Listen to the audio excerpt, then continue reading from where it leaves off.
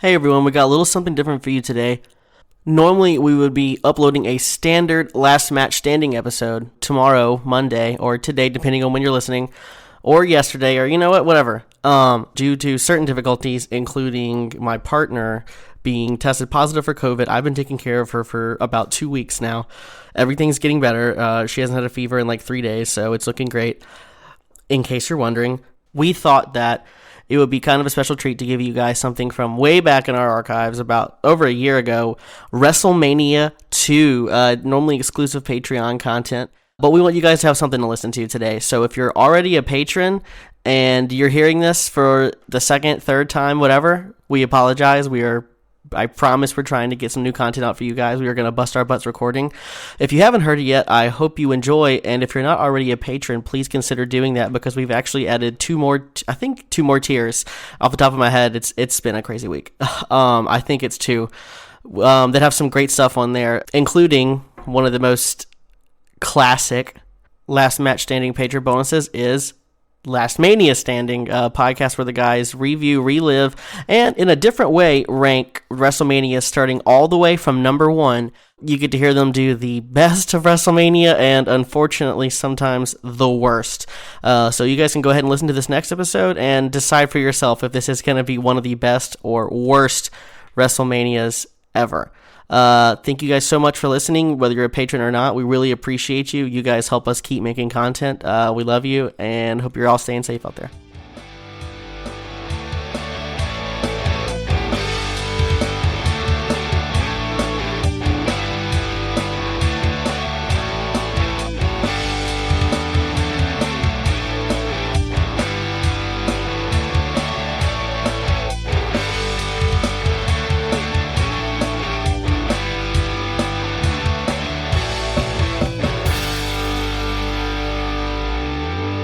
Welcome to Last Mania Standing, the podcast where we review, relive, and rank every WrestleMania in history. As always, I'm Spencer. I'm Paul. And I'm Landon. And today we have WrestleMania 2 coming at you from April 7th, 1986 from Long Island, New York and Chicago, Illinois. And Los Angeles, California. It's the only time that they pulled this one off, and I was Did they pull it off? Did they really? Spoiler alert, no, they didn't. That'd be news to me. So we have Long Island, New York, which is from the Nassau Coliseum, Chicago, Illinois from the Rosemont Horizon, and the LA Memorial Sports Arena hosts the Los Angeles, California portion of WrestleMania 2. Here we are. So WrestleMania 2 happened. It happened. Yes, it definitely did. Much to the chagrin of many people in the sports entertainment industry. Okay, let's not beat it up too bad. We haven't even gotten started here. So the opening segment. Okay, opening segment. WrestleMania 2. That package. What the hell was that? Whose package are you talking about? The opening package they did. It was like grain and water and then we get Ray Charles. So we get McMahon delivering a great opening. Yes. Welcome to the greatest sports entertainment extravaganza. Welcome to WrestleMania. Which, I mean, this is a piece of WrestleMania that continues. I honestly thought he said that the first one. Yeah, Right. I mean, people associate that every year when WrestleMania Well, comes it's because around. he just said it at WrestleMania. He didn't say 2. He just said, I guess because he was like, well, only a third of you are here. So it's exciting. You know, hair stands up on your arms. You know, That jacket. It's been a year since the inaugural WrestleMania, so WrestleMania 2 could only be bigger, right? Right.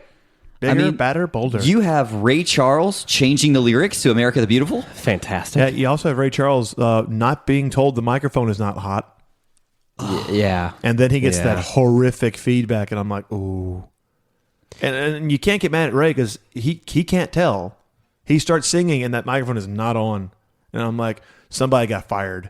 But my favorite part of the WrestleMania 2 intro, America the Beautiful, was the picture of Hulk Hogan Oh my God. we get at the end of America the Beautiful.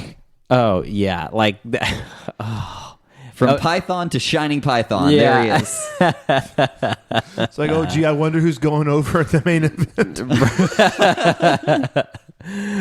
Just as a reminder, before we really jump into things, this is only WrestleMania 2, right? It's only our second episode of Last Mania Standing, but the way we rank things are going to be a little bit different from Last Match Standing, in case you didn't catch the first one. So Last Match Standing, we debate it and rank it that way. For Last Mania Standing, it is a very official, scientific way of ranking where we will give every segment a rating out of 10, put an average for each one of us for the overall WrestleMania, and then add those together. So as a reminder, WrestleMania 1 finished with a score of 16.09. That's right. Yeah. And out of a possible 30. Out of a possible 30. So more than half, which WrestleMania 1, way to go. We'll see. It surprised me. It was better than I thought it was going to be. Yeah, we'll see as we go throughout if WrestleMania 2 will be the greatest WrestleMania of all time to this point. We shall see. Yeah. Yes. If you've seen it, you know the answer. Yes. If not, we hope you're ready to join it with us. It would be so fun if you guys watched along as we win and could experience these things for yourself. Because if I sat through WrestleMania 2, you should absolutely sit through WrestleMania 2. So how many sittings did it take for us to get through this? 2 or 3. 2 or 3. One very long sitting. But it's going to be a lot of fun talking about it. I can't wait. And I mean, it was enjoyable to watch, if nothing else but for the laughs. It's a great time. My- It's a hell of a good time. We had a fucking romp watching this. So let me ask you guys. We've kind of gotten into the opening segment. The first third of WrestleMania 2 happens in New York at the Nassau Coliseum. But could you imagine something like this happening today? Quite frankly, as long as WrestleMania is, they could do 3-hour events everywhere. 3 separate 3-hour events, because that's really kind of what it is now. It's 7, 8, 9 hours at a time. I think I'd actually enjoy that instead of just sitting through 7 hours of Mania like we did last year. It's a lot, but could you imagine them doing one event from 3 separate places now? I don't think I would try that again. No, I mean, you're pissed if you bought a ticket to that because you've been gypped out of 2/3 of the event. Right. I mean, at this point, for whether you were in New York, LA, or Chicago, you're only getting 4-ish matches, maybe. Yeah, I think so. And then watching the rest on a screen, perhaps. It's not the best fan experience. If you're watching it at home, it's fine. Roughly 4 matches each. But if you are watching it in the arena, why the hell pay for it? Yeah. So WrestleMania 1 is just over 2 hours. WrestleMania 3 is just over 3 hours. That's roughly 1 hour per leg. Yeah. So since there is a 3 separate venues, we have 3 separate commentary teams. So and they are very interesting. Some of them are good. They are very interesting. For the first commentary team here in New York, we have Vincent. Oh, we got Vince McMahon. Kennedy McMahon with Susan St. James. Crickets. I was waiting for let's let that moment settle, because who in the Blue Hill is Susan St. James? I still don't know. I thought she was very nice. Oh, she was. She did a good job. She was very pretty. Yeah, She did a good job too. She was pretty. She talked at points. She knew what she kind of knew what was happening. I liked her. He looks like he's using some ancient Chinese techniques. Yeah, that is a We'll talk direct quote. We'll talk about that in a moment. So after Ray Charles, so the first WrestleMania, if you remember, was Mean Gene singing the national anthem. Who impressed the hell out of us. Right. I didn't know Mean Gene could sing. WrestleMania 2, we don't get the national anthem. We get America the Beautiful from Ray Charles, which, as we talked about, was not the best performance we've ever seen in our whole lives. But kind of cool that Ray Charles was there. I don't blame him. I honestly blame whoever the hell was in charge of his microphone. Right. But then we have the opening contest. First match of WrestleMania 2. Magnificent Don Morocco versus Paul frickin' Orndorff. That's right. Paul Orndorff, who... Holy shit. If you remember correctly, exactly, main evented WrestleMania 1. But Morocco was not by himself. He's got Mr. Fuji alongside him. And this is how we kick things off. A little 4 minutes and 10 seconds to get us going. So there's some kind of weird audio promo that's going on during the match. Yeah. I just don't understand it. This is your opening contest, and you want people to focus on this. You know, you picked these two guys to open your show for a reason. Apparently not. Yeah. What do I know? Right, because there's a promo being played over their match, like you said. This is where we get that Susan St. James line about ancient Chinese practices from Mr. Fuji. I mean, let's not even pretend to not be racist for just 5 seconds. Yeah, that man is Japanese. Right. It's fine. That's racist. This match ends in a double countout. Bullshit. And a lot of confusion. A lot of confusion. There's a double countout, which, I mean, nothing screams WrestleMania opener like a double countout. And you get a bullshit chant from the crowd in 1986. Yeah. How do you know it's bad when 1986 crowd is chanting that this is Like bullshit? the very polite, will be respectful crowd starts chanting bullshit. Yeah. When there's all that confusion going on, you really don't know what happened. You don't know who won, who lost, what was going on. But during the decision-making process, they decide to go ahead and play a Mr. T promo. Yeah, what the fuck was that? Yeah, it was only sort of like a side, oh, by the way, double count out. After, they don't make the Mr. T announcement. promo. We were sitting there going, what just happened? Listen, we decided that we were not going to tell you individually what we ranked every single segment on. That would take way too long. No one would be interested in that. But oh my God, this was a 0. I actually gave this a 3. What? In what world? Honestly, if we're being all honest, this was my favorite match of the night. Because they beat they went hell for leather that first minute and a half. Fucking body slams, fuck yeah, we're gonna get intensity. Oh, match is over. There was some interesting thing. Good God. Man. Orndorff beat the shit out of Morocco. Orndorff beat the shit out of Morocco. He did. I think he earned a few points there He did. just for being the main event of WrestleMania before, and the idea of starting WrestleMania 2 with someone who was in the main event of WrestleMania 1 was enough for a point for me. This match started, I'm I can see you've got a chip on your shoulder, Orndorff. But almost into Save the Day is the WWF Intercontinental Heavyweight Championship match between Macho Man Randy Savage with Miss Elizabeth, of course, versus George the Animal Steel, who is known for having a very unorthodox style, of course. Hey, they mentioned that several times. yeah. If you haven't seen George the Animal Steel, you know what my first introduction to George Steele was?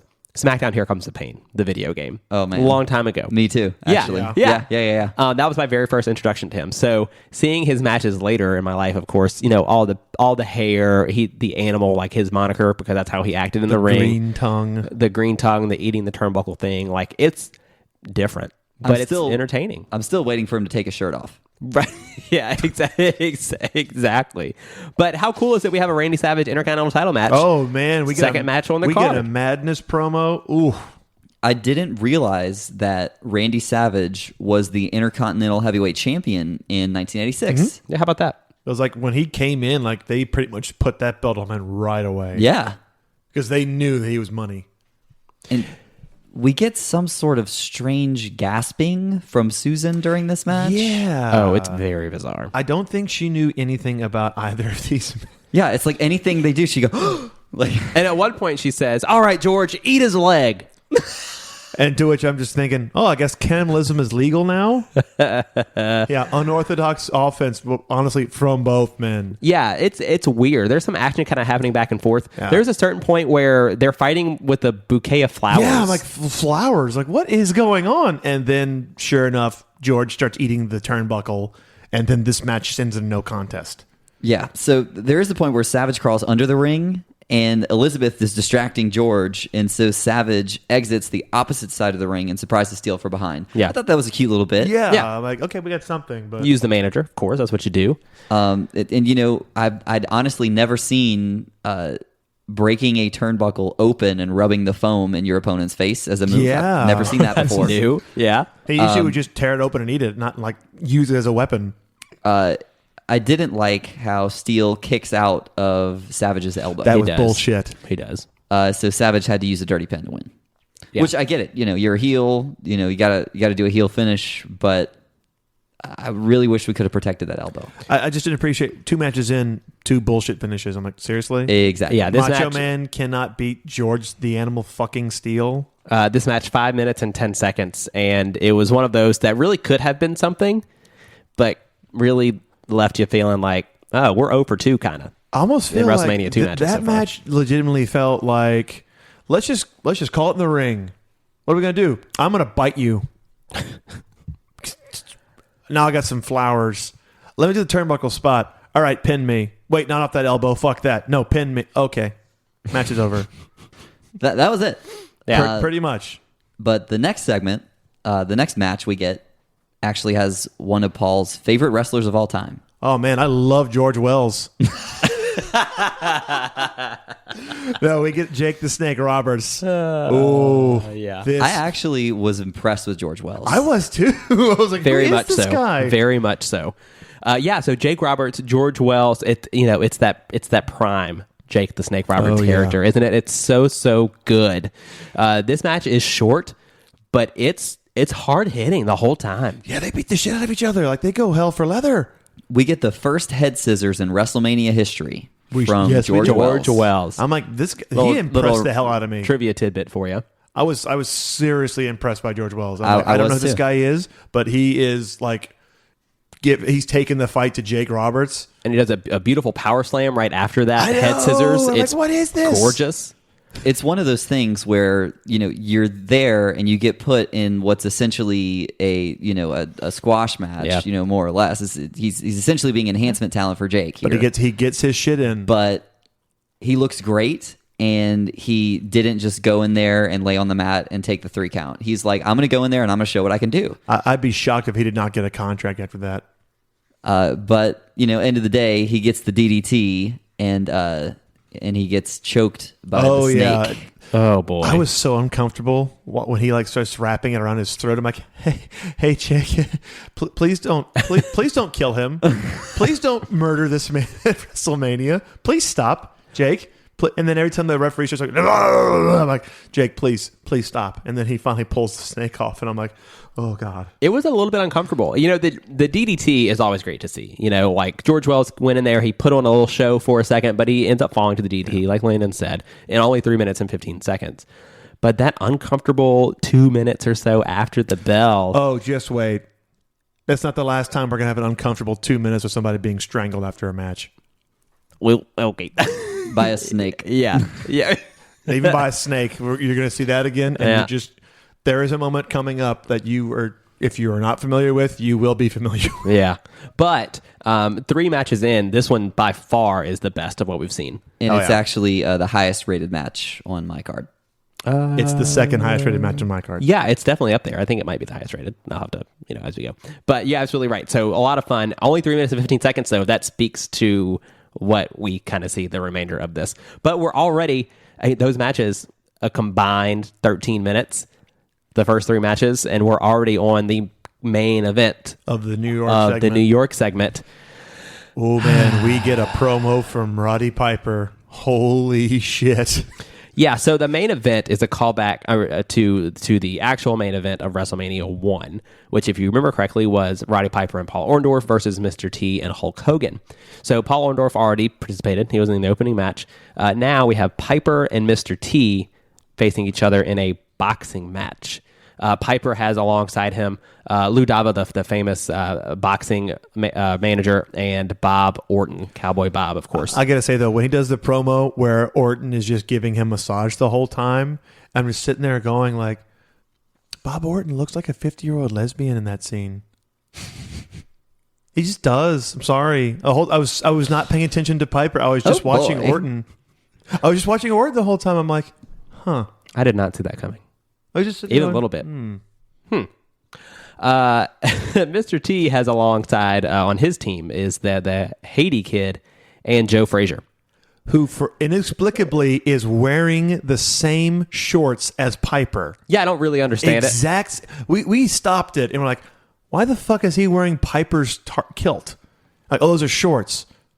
Why the fuck is he wearing the same shorts as Piper? But it's cool seeing Smoke and Joe Frazier out there. There was Oh, a sale at the consignment shop down the street. And they don't explain it. They don't explain it one time. I was like, oh, did he like steal Piper's shorts as intimidation? Like, why is he wearing Piper's trunks? What the fuck is... Ugh!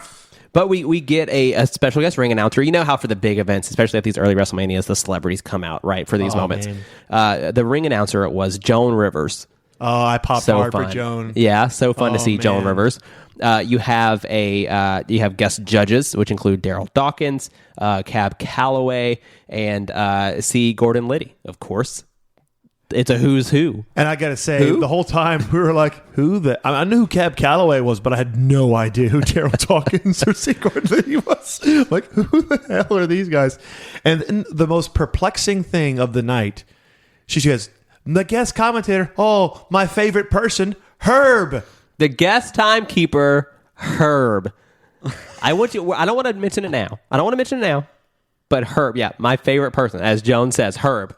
We're going to leave it here because we're going to pick it up in a little while. But just know... All I can say is, when that happened, the three of us looked at each other, and then we just went right back to watching it like, what? just keep Herb in the back of your mind, which is where he generally probably was always. But keep Herb in the back of your mind. We'll get back to him later. But as Landon said, there were some really interesting promos going into this matchup between Piper and Mr. T. Extremely offensive promo from Piper. Of course it's 2019, so like watching it through 2019 eyes is different, but it was a hard pill to swallow for me to watch. Not to mention that the interview was interrupted by an announcement on the controversy from the first match. What? Yeah. It was completely interrupted. Like, they stopped the interview and just cut to, by the way, the first match had a bunch of fuckery. Like, oh, by the way, we're really sorry about that double count-out bullshit finish of Don Morocco and Orndorff. But surely you really enjoyed George Steele and Macho... No, we didn't. Surely you enjoyed George Wells, Jacob... Yes, we did. All right, now we're going to go watch Piper and Mr. T right now. Sorry we talked over their fucking introductions, but here we go. the fight itself, though. So the boxing match that they have. Okay. It feels very real. The commentary is abysmal. Do you want to know why it felt very real? Uh-oh. Oh, boy. I'll tell you why it felt very real. The shots you're seeing Piper throw are legit. Yikes. He was shooting on Mr. T because he did not like Mr. T. I don't care how much I don't like Mr. T. That's not a man that I punch in the face. Agreed. Oh, he did several times. And listen to Piper talk about this, because you go watch the first round, it felt like a legit boxing match. Okay, second round, Piper starts fucking wailing on T, like legit wailing on him. And when he goes down, like, that wasn't like that's like fuck's sake, he's gonna break my damn ribs, because he goes down.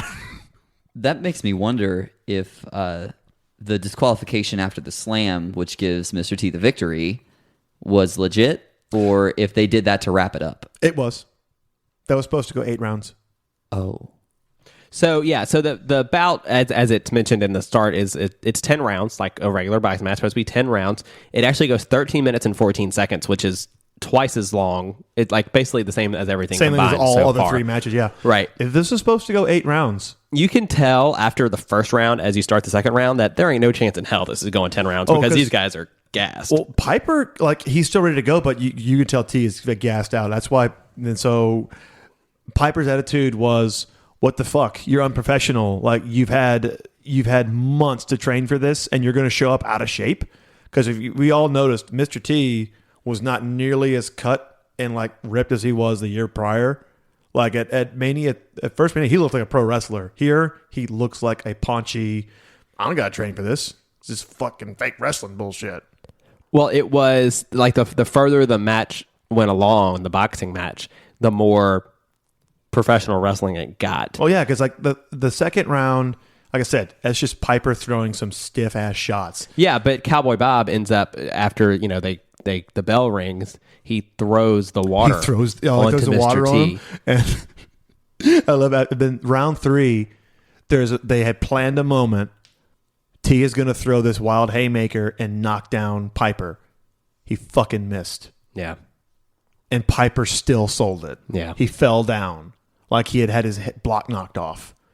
But if you recall, when round 3 ends, he throws the fucking stool at him and actually hits him like in the stomach with it. And then it's like, oh my God, here we go. Like, oh no, we got 2 more fucking rounds. Round 4. I'll give you a play-by-play round 4. Both men are fucking gassed out.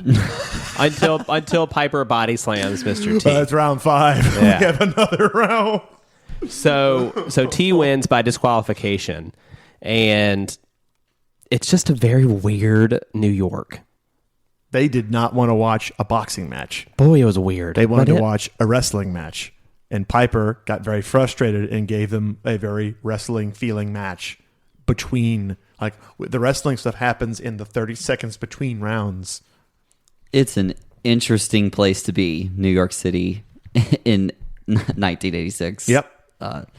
But, moving on from New York City, we then go over to Chicago, Illinois. Absolutely. For my favorite leg of the entire experience. Where we see the opening match is the WWF Ladies Championship, the Fabulous Moolah versus Velvet McIntyre. But just to give you sort of, the feeling of how things were in this moment, the commentary team for Chicago is Gorilla Monsoon, Mean Gene Okerlund, and Kathy Lee Crosby. Who does not know how a fucking headset works. The entire time. Sorry, what'd you say, Gorilla? Oh, you should really put your headset on there, Kathy. What was that? I can't hear you. Will not put the headset on. It's right in front of her. It's literally right in front of her the The entire whole time. And she's looking at the guys like she has no idea what's going on. And I laughed every single time they put the camera on. So funny. like It was like, did she not want to mess up the hair? Like, I don't know what was I don't happening. know. But you know what JR did when he had the hat on? He Yeah, put it behind his... behind the yeah. ears. It Put was- it behind your fucking ears. Be a goddamn professional. Why am I getting so worked by a show from 33 years ago? Because it's hysterical. It is hysterical really because is. they do that classic shot where it's just like it's just the shot of all three commentators, and Gorilla and Mean Gene are talking, and Kathy's got no clue what's happening. Like they're sitting like inches just from each smiling and other. nodding. Yeah, and she's just like, "I'm here. I'm happy to be here." They ask her a question, and she doesn't What was that, respond Gorilla? because she doesn't have her headset on because she's in a building with 10,000 plus people and she can't hear them right next to her. It's the most absurd thing you'll ever see. Oh, bless her. She Except tried, though. The only thing maybe as absurd is Velvet McIntyre does not wear shoes for this match. No, she does not. And the whole time, I'm like, she's going to get hurt. She's going to get hurt. And this match is 1 minute and 25 seconds. I mean, Moolah swarms Velvet. Velvet just about comes out of her top. Oh, yeah. I just kind of wrote nip slip for the win there. And Moolah covers her chest for the win. Yeah. I mean, essentially what happened was Velvet was going to... She didn't fit into the clothes she was wearing. No, she did not. And Moolah knew there was going to be a wardrobe malfunction, so she just covered her, and that was it. Yeah, 1 minute and 20 seconds. So the point is that the Chicago leg is off to as good a start. Well, at as least the we New didn't York get a leg. double DQ or a double count out. Hey, it was better than the boxing match. It was better than the boxing. They did some slams. It was not bad. It's 1 minute and 20 seconds, but they actually wrestled. Yeah. And you know what else it was better than? The flag match The next match on the card. between Corporal Kirshner and Nikolai Volkov.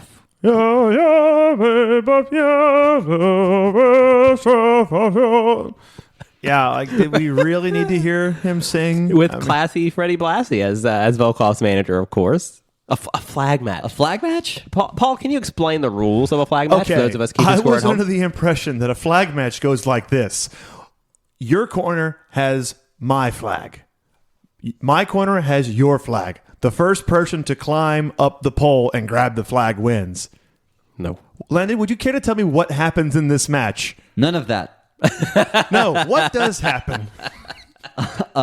Well, we get a spinning back kick from Volkov, and the turnbuckle busts open Kirshner, Oh, he's bleeding.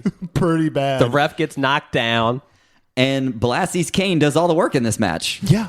Is that what happened last time? Pretty last much. WrestleMania? And so my question is, yeah, actually, but my question here is, if they were gonna do a spot where Blassie hits him with a cane, why not use the flag? Because that would make sense. And by the way, apparently the rules of a flag match. If you win, you get to wave your flag because both men don't fucking do that on the way to the ring.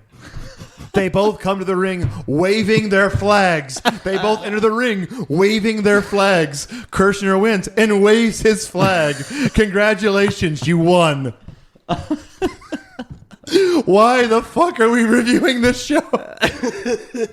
The only thing that really disappoints me about this is that we didn't have Corporal Kirshner at the end of Red Charles, America the Beautiful. Oh my God. Can you imagine him waving the flag during America the Beautiful? I would have given it a 10 out of 10 for that.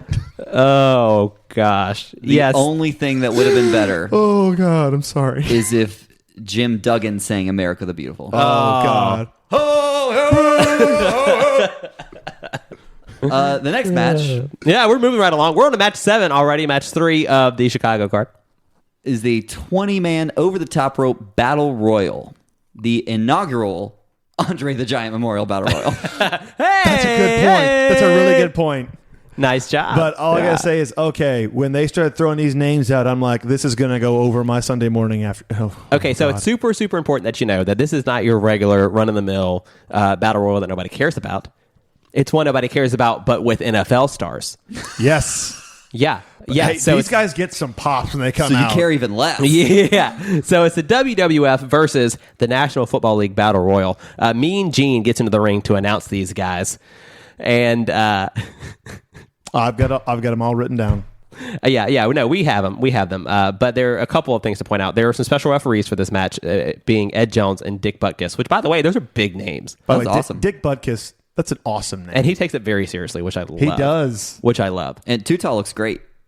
Yeah, absolutely. But do you remember just mere moments ago when we were talking about Joan Rivers? And who did she say was her favorite person? Herb, And which went completely over my Sunday afternoon head. Right. So Herb. Mean Gene introduces this grandma who doesn't understand what's happening either, but is Like, who is this sweet old lady and why is she at WrestleMania? Gene sets her up, feeds her her moment, and she misses it. Oh, So it's cringeworthy. It's I feel very bad for it. But she says, not into the microphone, but you can see what she says, and she says, "Where's the beef?" If you're not familiar, in the 80s, Wendy's ran a campaign called Where's the Beef? Because McDonald's meat patties just were not thick enough. So, so we have Wendy's "Where's the beef" in the NFL WWF Battle Royal. She's the special guest timekeeper. That's right, the special guest timekeeper. I'm sure she did a lot of work in that role. Well, she has certainly had the most time of anybody in the ring. That was funny. But Herb was a Burger King commercial representative because during the 80s, Burger King did a "Where's Herb?" Because apparently Herb had never been to a Burger King. That was the whole thing. So we're on match number 7. We've got 2 fast food commercial personalities already making an appearance. That are literally out of touch like the moment they make the announcements. Well, the good news is we get the question, "Where's the beef?" answered in this one. Yeah. There's a lot of beef in there. There's a lot of beef in there. Look at the beef. God I wish Vince called this match. Him and Dick Butkus. Oh, Dick, look at the beef on display. Oh, Russ Francis, please sign me up. Jimbo Corvair. Ah, Refrigerator Perry. Pedro Morales. Ming. Dan Spivey. Tony Atlas. Ted Arcee. I want Vince to call this damn match. Hillbilly Jim was in this Hillbilly one. Jim was in the Oh, my Andre the Giant was in this match, of course, the inaugural Andre the Giant Memorial Battle Royal, so to speak. It was cool to see the Sheik. Yeah, the Sheik Cheeky was baby, there. Big John Studd, a young Bret Hart was in this very- match, which is really, really Yeah, cool. Brett and Jim Jim. are both there. Fucking Bruno. Yeah, how about Bruno. Bruno Sammartino? Sammartino. So fun. We saw him at WrestleMania 1, but seeing him actually get in the And ring. the ring. Yeah. Looks like $1 million. Yeah, I called him Bruce last time. Yeah, what's going on, did. Bruce? Yeah, Bruce Sammartino was in this match. But all together, there are 6 NFL stars and a lot more WWF stars, including the 2 Killer Bees. Oh yeah, I love the Killer Bees. It's And we do get to see kind of a callback to WrestleMania 1 in this moment as well, because right off the bat, Big John Studd and Andre the Giant go after each other. Just to kind of have that carry. So Andre immediately goes to Big John Studd, who immediately runs in the corner like, "Please don't kill me." Yeah. So it's a 20 man over the top rope battle royal. And you talked about where's the beef? 5,612 pounds worth of beef in that ring. Found the beef when it starts, right? And I gotta say, like, for me watching this, because like we've discussed this before on both versions of the show. I'm a huge Lex Luger mark. What? Two of these guys competed in the USS Intrepid, the Body Slam Challenge in 93. One of them being Bill Fralick, who, can we say, when Bill Fralick is standing nose to nose with Big John Studd, he is the same fucking size. Bill Fralick of the Atlanta Falcons. Yeah. He is just as big as Big John Studd. That's a scary looking dude. As in, this is like the one guy that took that Body Slam Challenge seriously and just about picked. He does pick up Yoko, and I'm convinced he could have body slammed Andre. Let me tell you something. This is a colorful match, a lot of interesting things happening, but there is nothing, and I mean nothing, more interesting. If you're trying to find a reason to go watch WrestleMania 2, I've got it for you right here. Are you referring to Refrigerator's? Yes. What was he wearing? His attire. Oh no, Refrigerator Perry. Oh no, what? His attire. What the hell was he wearing? Landon, would you please, if you wouldn't mind, can you describe for us what the Refrigerator was wearing? I wish I could. We are all ears. We spent a lot of time going, is he wearing a thong? I think this is where Lita got her look. But it wasn't a thong, because it was Jesus Christ. But it was a thong because it was like all one piece, right? It was a one piece. It was a one piece thong. Came out of his pants, and it was like right in that butt crack the whole time. It's just coming through his pants. More as the match goes on and on, more and more of it is disappearing. Like you don't know where it goes. I'm still not sure where it went. I didn't realize we were watching a tuxedo battle royal match. Because the idea of this match is not to throw your opponent on the top rope; it's to slowly defrock them. Because they slowly were removing Refrigerator Perry's clothes. I don't think that's that kind of match, gentlemen. It was, oh man. One of the things I appreciated about the match, really, other than the refrigerator ass, is the guest referees in this match were actually being referees. They were so involved. Yeah, so every time they loved it. They loved it. They were having a blast. Every time someone came over the top, they said, "Hey, you got to get back to the back. Get out of here." Like, it was really fun. When Refrigerator gets thrown out and he loses his shit, and the referee's like, no, you can't do it. And he just gets this huge pop from the crowd. I'm like, fuck. Fix your ass, man. First off that, but I'm thinking there, Vince, sign this man. He is over. This ranked the highest for me. All night long, the 20-man battle royal featuring NFL stars was my favorite. This is my second. This is like my number 2 match of the night. Yeah, no, I can't say that, but I'm glad y'all enjoyed it. I loved every second of this. So Big John Studd eliminates Perry, kind of like we were talking about the Refrigerator. And then the Refrigerator, because he's so pissed off and he can't get back in the ring, he eliminates Big John Studd. No, I love this. He does the whole why don't you come Big John? What are you going to do about it? He just pulls him right over. And so I guess fuck you, John. One of the first times that we get that spot, definitely the first time we get that spot in WrestleMania history. Mm-hmm. This is pre-Rumble. First Rumble's 2 years later. So I'd be interested to know if, the Refrigerator came up with that. That's really interesting. Yeah, that's a good little tidbit. Yeah, that or Hacksaw told him, "Oh man, you should totally do this spot, tough guy." Ha! If you don't, you're a hoe. But we got to get down to our final 4. Yeah, it's Andre, Bret Hart, Jim Neidhart, and Russ Francis. How I know cool. you're all wondering. Yeah. How cool is it that Bret Hart is in the final 4? Love it. And I know you're all wondering, why are the Hart Foundation wearing blue? They wore blue back then. I was wondering myself. Unless the camera made the pink look blue. I don't know. Yeah. It was pretty blue. And the other question you're wondering is, who the hell is Russ Francis? Well, He played football. Oh, well, there you go. That's who he is. For Third the question. San Francisco 49ers. Thank you. Third question. Why is Andre the Giant wearing banana yellow? Oh, it is the ultimate. Like, when you think banana hammock, this is what you think of. It is not a good look. I tell you what, that's the biggest banana you've ever seen. I mean, it's Andre, guys. Come on.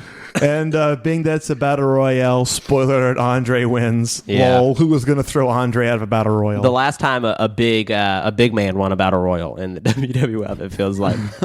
Well, to a huge ovation, by the way. Oh, yeah. Yeah. They love Andre. 9 minutes and 13 seconds worth of this battle royal. Quite frankly, it was Andre. You can kind of tell now, right? Like, things are for Andre. They're kind of not as spry as they used to be. He's struggling. Slower than he was a year earlier. But altogether, a fun win to watch. Oh, it was great. It was a blast. Yeah. So WWF, NFL, there you go. Like, this is the definition of like a popcorn match. It's just fun.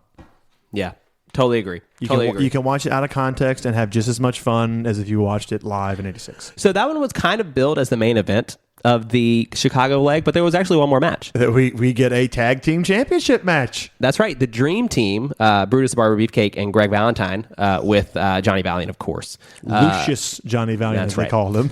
Versus the British Bulldogs, Davey Boy Smith and the Dynamite Kid. And who is their guest manager? That would be Rubber Band Man Lou Albino and Ozzy Osbourne. Wearing a salmon fucking blazer, chewing his gum. Happy to be there. Are we sure the camera just didn't make it look salmon? Guys, this was a decent tag match. This was pretty really fun. good. 13. It was long. 13 minutes and 3 seconds. So we get an arm trap front suplex from Beefcake, which was really a joy. Yeah, for sure. All I gotta say is, this is a fast match. Yeah. With a slow count. That referee was so slow. Who was the referee? Man. But they cut a pace. I didn't break it down. Maybe it was Dan Hebner. No, Dan. no. Unfortunately, it was not Dave Hebner. Dave Hebner called the main event in Los Angeles. Listen, they were twins. They could have been. It's a good Could have point. been one of them. Maybe it was Bruce Sammartino. There was maybe it was his son, because his son wasn't anywhere on this damn card after last year. Thank God. Yeah. But there is a moment in this match, if you remember correctly, where Brutus the Barber Beefcake just about kills the British Bulldog. Oh my God! Yeah. Towards the end, he basically runs Bulldog into the post, and It looks disgusting. it's not like he actually ran him into the post, and it is a 100% fact that Bulldog was concussed at that point. Oh yeah. The rest of the match, he is. Lights are on, but nobody's home. Yeah. When spoiler, they win. When they win, it's like yes, the Bulldog, and he's like, Well, and then Dynamite Kid's bleeding after the match. Yeah.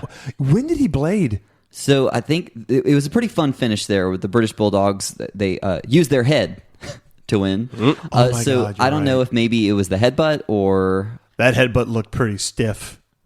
But man, I miss those tag belts. This is the first time we get to see that version of the tag belts. I believe. I'm not sure. I think they may have had different belts They had different ones last year.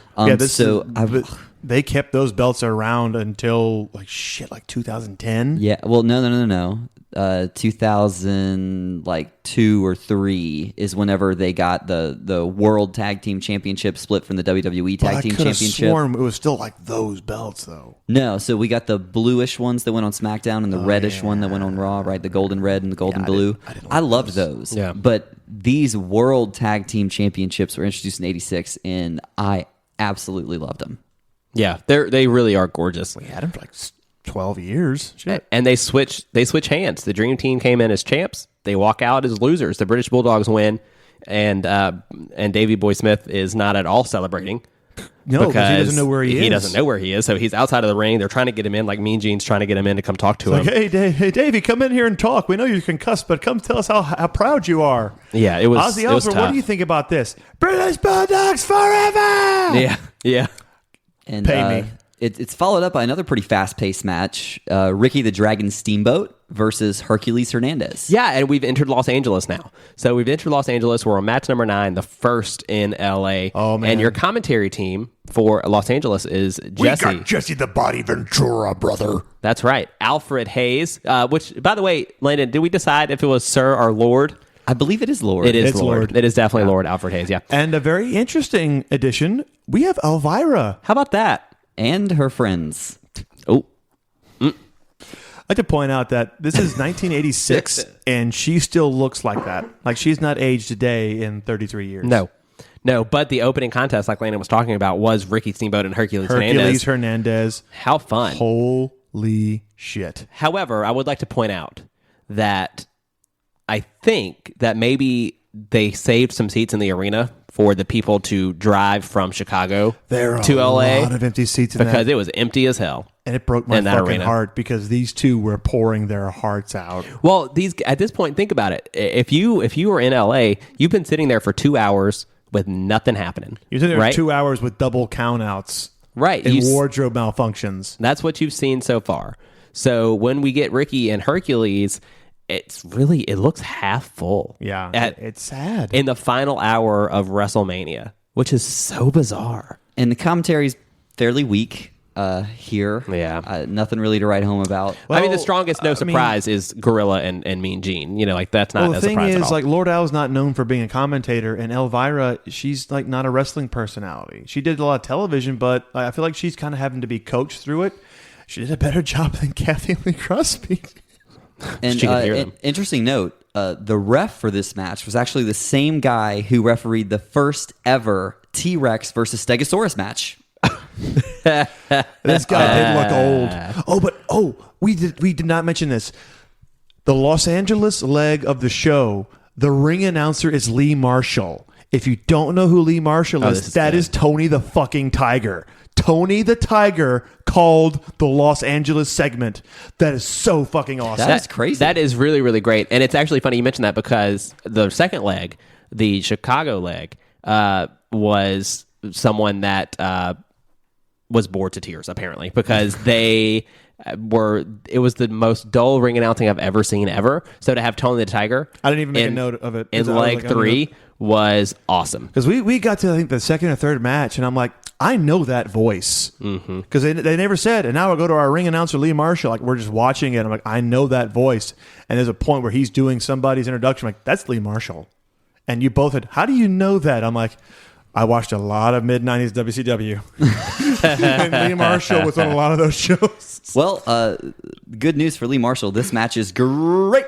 It really is. Can you imagine if, actually, this might be before he was Tony the Tiger. 7 minutes and 27 seconds, and it's a really good one. I loved it just because we all agreed that Steamboat looked amazing in this one, and we all agreed that Hercules looked like Nick Dinsmore. Oh, man. He Oh, really he does. totally He did. looked so much. We were waiting for the headbutts. We were waiting for the stunners, the rock bottoms. I was disappointed I got no airplane spin. He didn't do the worm. Surely this guy is Eric Bischoff's brother. Has to be. Must be. Has to be.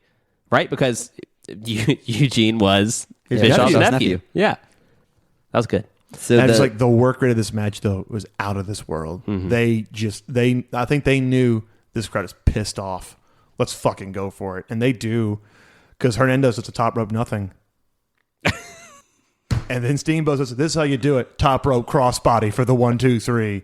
don't you love that vicious top rope nothing? Yeah, it's good. It's real good. But my- Most dangerous move in pro My wrestling. problem with the top rope nothing is if you've ever watched more than one match, you're like, it's very telling that like that's when the wrestling move just looks planned. Like, I go for a dive and I land on my feet. I'm like, well, if you're going for a dive, you would not land it on your feet. But yeah, it's just a nitpick. But I love this match. This is my, like, I know I've already said this, but this is like my second match of the night. Is tied with the Battle Royal. Yeah, you get, of course, some incredibly wonderful Steamboat arm drags. Like, how do you not love those every time you see them? Elvira calls Steamboat a wimp because he's wearing a scarf around his knee. So thanks for that. That Honestly, seems relevant. I didn't notice until she said that. I'm like, oh, he is Yeah, I wearing didn't a even scarf realize on either. his knee. But there's some good back and forth between Hercules and Ricky here. I do like the crossbody for the win. It's I think that's beautiful. nice. And for 7 minutes and 27 seconds, I mean, this was by far the best opening of any of the legs. I mean, by a million. So if Elvira thought that Hercules Hernandez was a wimp, what the hell did she think of the adorable Adrian Adonis? I was really hoping we would just skip this match entirely.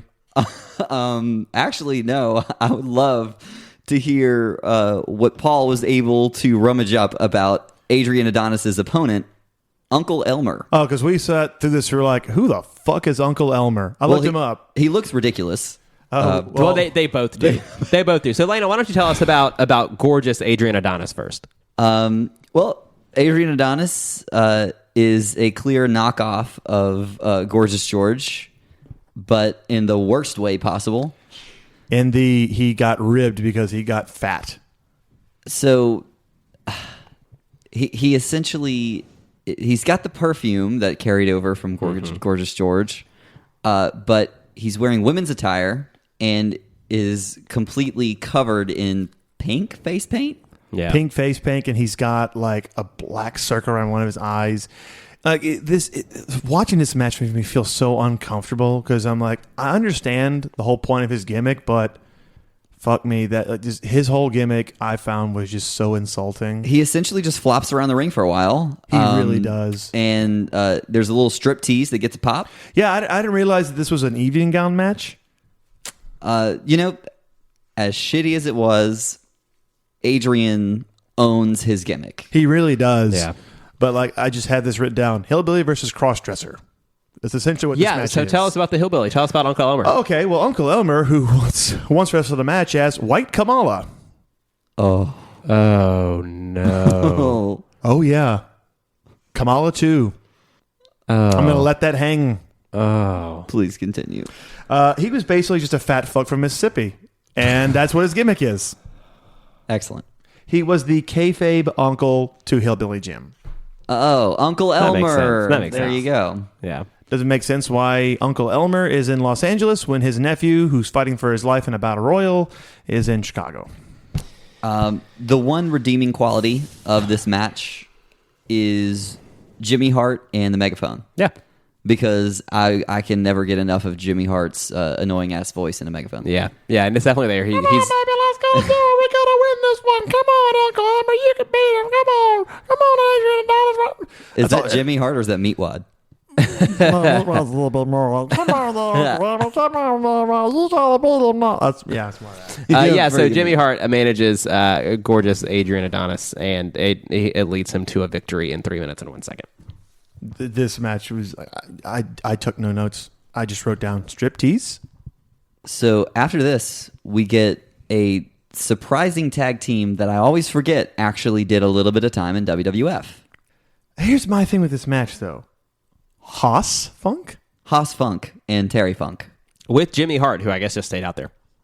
Come on, Terry. Come on, House. Come on. You gotta do it. You gotta beat Tito and JYD. Come on, baby. Yeah, they tag team up against JYD and Tito Santana. The pop for JYD. Yeah, you know Oh what? my it's God. similar to WrestleMania 1. Like, they love JYD. What's not to love about the Junkyard Dog? But I think that it's important to kind of see in this match that this is the first time, and this is the way it is in all the matches mostly, but this was very, very clearly face versus heel.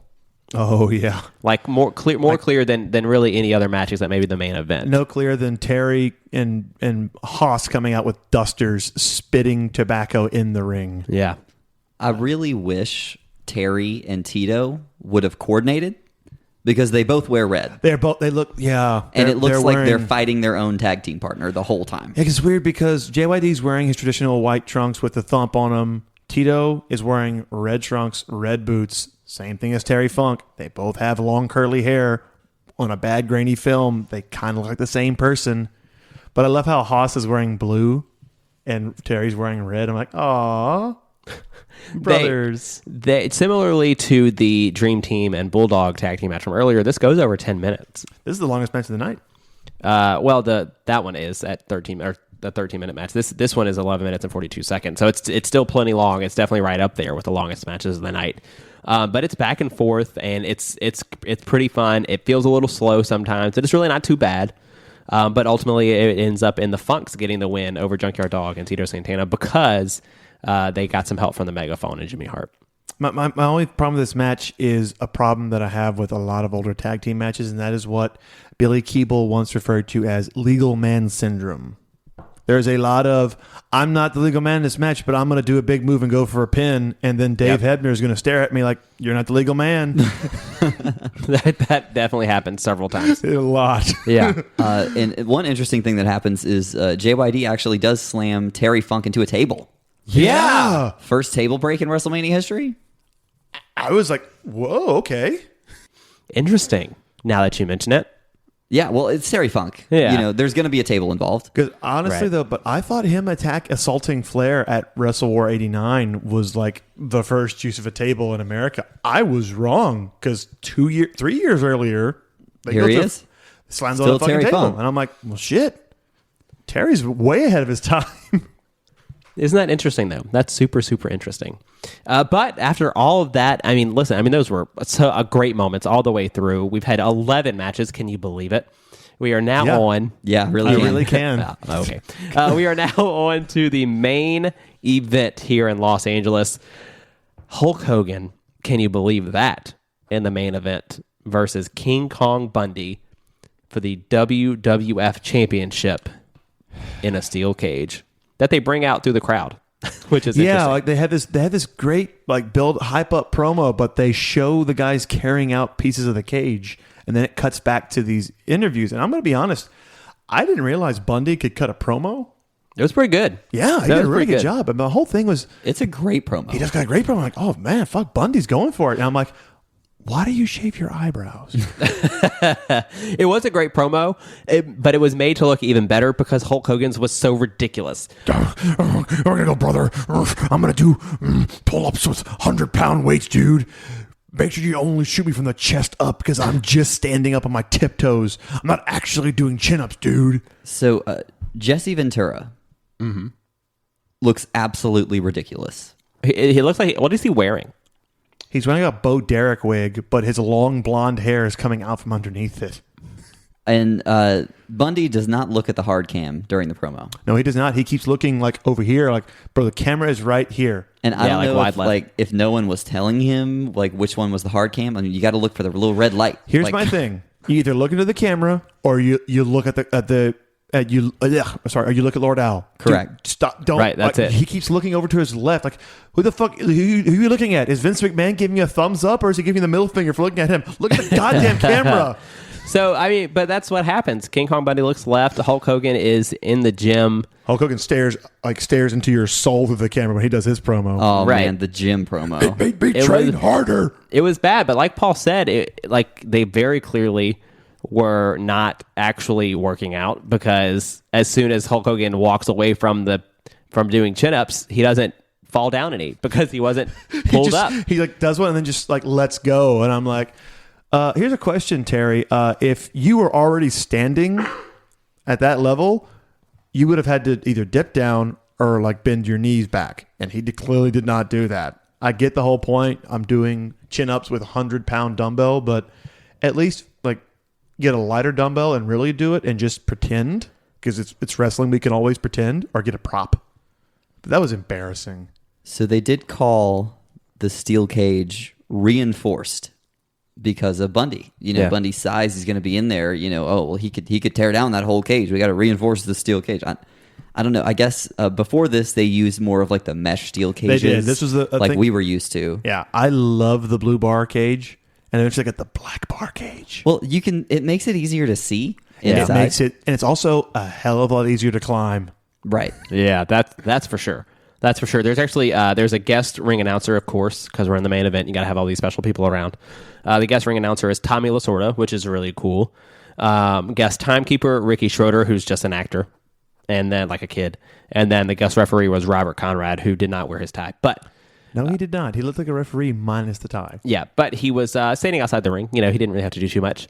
But we notice as the wrestlers come out to their entrance, King Kong Bundy enters into what might be the smallest door ever in Yeah. a steel cage. We were convinced he was not going to fit. Right. With, of course, Bobby the Brain Heenan with him, which is great to see. But I will point out, he can't fit through that door, and the camera suspiciously cuts back to the entrance as he's walking into the ring, But when it cuts back, he's already in the ring, and I'm like, Yeah. how did he get in there? Yeah. Well, Hogan surprisingly climbs the cage to get into the ring, which is broken kind of ribs, fun. but I'm gonna climb 10 feet in the air, dude.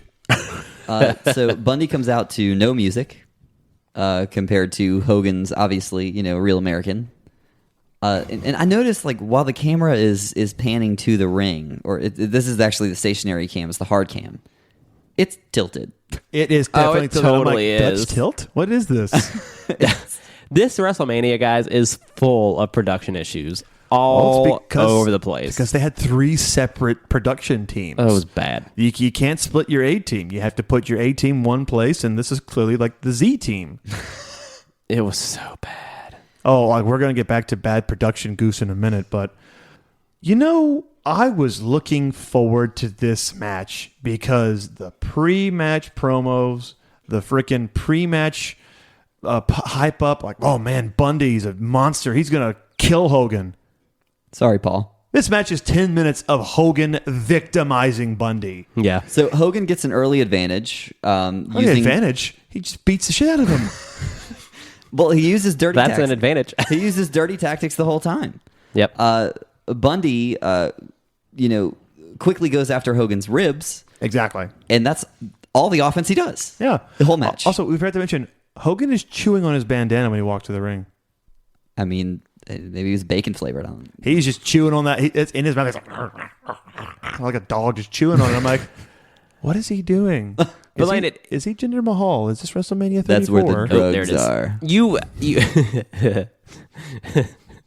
Can you say that every time you say your name at the beginning? Hi, I'm Landon. That's where the drugs are. No, the bandana. I mean, that's probably full of coke inside. I'm sure. Yeah, but I was just Landon, you mentioned something. Hogan uses heel tactics throughout. He did that his whole career. It drives me He really nuts. did. He was the biggest face to ever live. eye rakes, thumb pokes, Back rakes, the whole thing.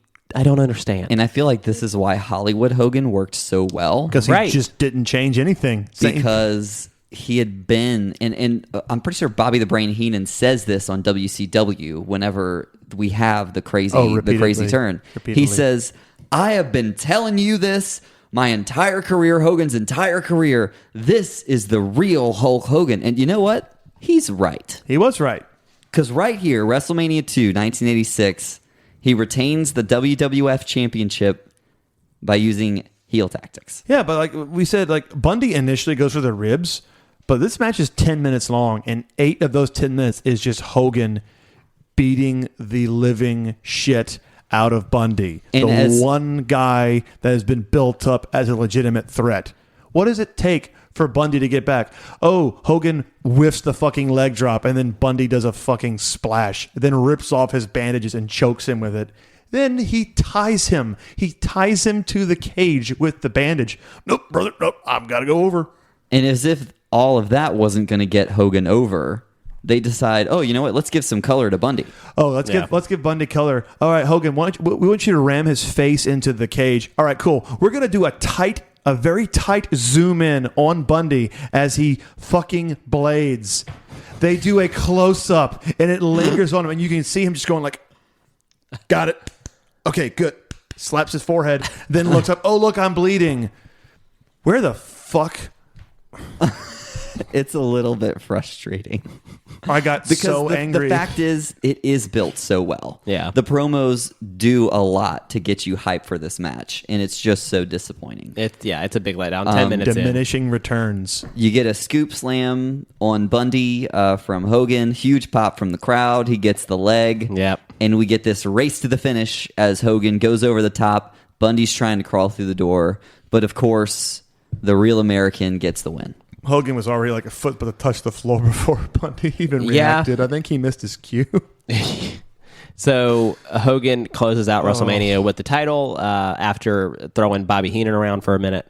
And everyone goes home happy. I was not happy. I remember I looked at you. Everyone goes home. When this was over. When this show was over, You know why? Because that's where the drugs were. All I can say, guys, is I was very excited to do this show until we watched this pay-per-view. I looked at you, Landon, and I said, what the fuck are we doing? So the good news is that WrestleMania 3 is fucking awesome. Oh yeah, Yeah. So let's do favorite moments of WrestleMania 2. Favorite Do you have a moments. favorite moment? Yeah, whenever the thing ended. Great.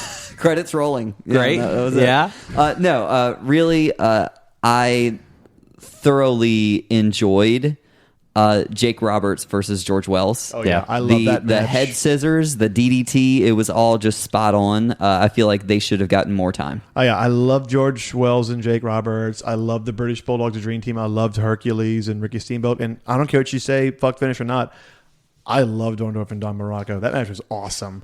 But out of a total 10 points, this one got a 3.71 from me. I don't get to say my favorite moment, so it's fine. Oh, Go ahead. Totally No, sorry. I was good. I'm totally sorry. 3.71. Yeah. Okay, Spencer, what is your favorite moment? Me? Thank you so much for asking. Oh my god. The Battle Royal. I've it- done this before too. Yeah, it's fine. I totally cut you. I was like, That's the only reason why I call you out. I really don't care. It just so makes me laugh. you know what it is? The reason why Yeah. is because you're always the one to introduce favorite moments, and so I'm like, okay, Spencer wins. Surely Now he it's my wins, yeah. turn. Okay. So your favorite moment? The Battle Royal. The rest of the show was Battle trash. Royal. It was The all rest trash. of the show was Yeah. trash. Okay, It was pretty bad. So what was your score? You said? No, I'll go last. Well, you already said it. It's 3.71. 3.71. Which is probably the highest out of the three of us. honestly. No, it is not. I actually gave this a 4. Once I averaged like a 4.00. 4 even. Oh, okay. Once I averaged all my guys up and totaled it out, I got a 3.5. Okay. Yeah. I Which, get that. which gives us a grand total for WrestleMania 2. Don't forget, WrestleMania 1 was a 16.09 Out of 30. out of 30. That means WrestleMania 2 is 11.21. Abysmal. Ouch. That is bad. It's pretty bad. But look, if you're a wrestling fan and you've listened to this whole podcast listening about WrestleMania 2, go watch it. Like go fast forward and catch the high spots. It's not unwatchable.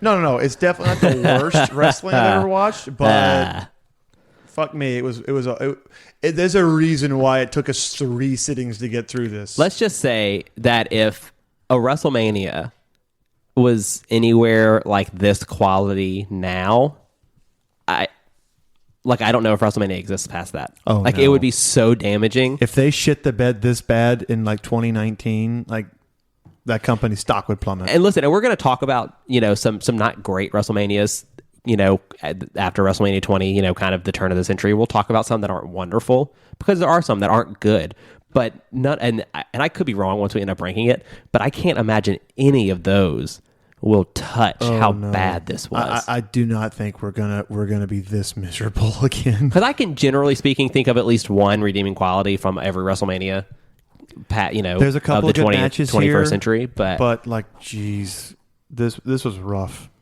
it was. There's a reason why they haven't done 3 arenas in one night. Yeah. Since. I'm interested to see if this is going to remain at the bottom of our list. I pray hard so. pressed to think there's going to be a worse show than this. I don't know, maybe 9. But, Ooh, maybe. even 9 has some good matches. 9 has some good matches. Yeah. But so far on the list of the greatest WrestleManias of all time, WrestleMania 1 leads the way with a score of 16.09 out of 30. WrestleMania 2, so far, it's still the second greatest WrestleMania of all time at They're this still point. sequential. At 11.21. So there you have it. WrestleMania 2.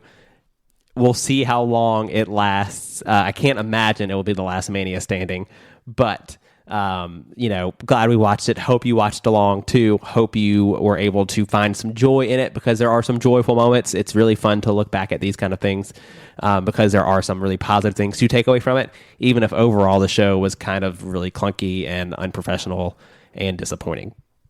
But with that in mind, we can't wait to do WrestleMania 3. Like Landon said, it's a hell of a show.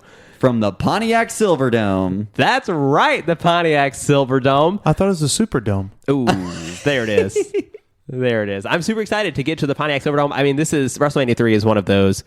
This is where some of the most iconic moments, obviously there's one that stands out, but there are some other really iconic moments that just stand the test of time from that night. So I know you guys are super excited to review it as well. I'm super excited to talk about Alice Cooper. Oh, hell yeah. Yeah. Good. Yeah, there are several matches on that card that I'm looking forward to reviewing. So next time. Yeah. Until then, I'm Spencer. I'm Paul. I'm Landon. And this is Last Mania Standing.